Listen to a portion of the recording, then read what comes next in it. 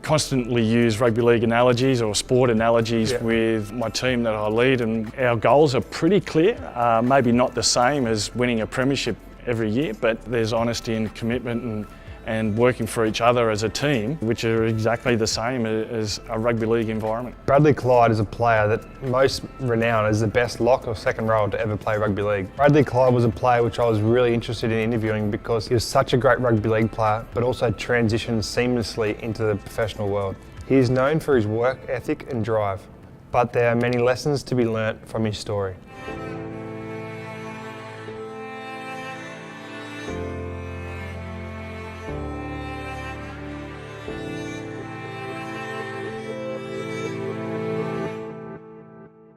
As a young kid playing rugby league in a country town, Bradley Clyde was always a name that my dad and a lot of people around the community used to talk about as a back rower or a lock to kind of aspire to be. And when you look back at your career today, how do you view it, and do you still think about it? I'm extremely proud about my career, and I just loved playing the game and miss it hugely now. I got to play football with all the guys that I had their football cards and getting them signed only 12 months before, you know. So I got to play with Mckinnon and Wally Lewis and Steve Roach, and the list goes on and on. It was a great time.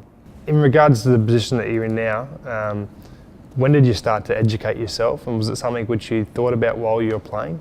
No, there wasn't a great deal of education while I was playing, but certainly when I was working for the Bulldogs in their administration team as the football manager, I started my university studies, and that was to enable to become a CEO of a rugby league club, essentially. At the time I was 2IC at the Bulldogs and under Malcolm Note, and loved it and learnt a great deal. I moved away from the rugby league environment into something completely new, into marketing and sales, and that opened up a whole new world. In learning those skills and re-engineering yourself, I found that transition to be pretty challenging at times, but enjoyable at the same time.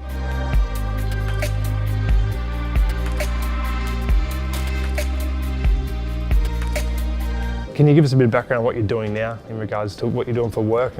Yeah, so I'm a general manager with a technology company called Chandler. I constantly use rugby league analogies or sport analogies with my team that I lead, and I try to develop a no excuses environment where our goals are pretty clear. Maybe not the same as winning a premiership every year, but there's honesty and commitment and working for each other as a team, which are exactly the same as a rugby league environment. Did you find it hard to put measurables in place when you retired in regards to work or different goal setting? With all those different facets of life, I try to set myself goals and try to make sure that you're improving all the time. Being the best person you possibly can be every day. And well, how do I do that?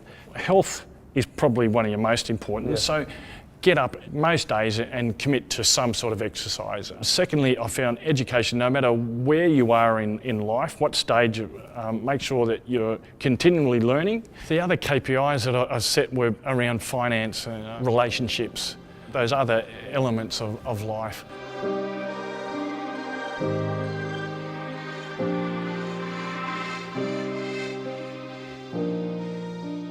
If you were to set goals for the next 5, 10, 15 years, where do you see yourself? Yeah, it's a good question. So I just turned 48. I need to start planning for my retirement, and I see that in another 20 years. So there's some financial goals that I want to achieve. So there, again, we've sort of, in 20 years' time, I've got to work back, how do I achieve my end game. I've got 3 beautiful children that I continue to raise and manage. I think every parent understands that they have to manage children as well as love them. That sounds like you're definitely on your way to achieving those goals. I think you could fair to say that, and definitely enjoy your work that you do.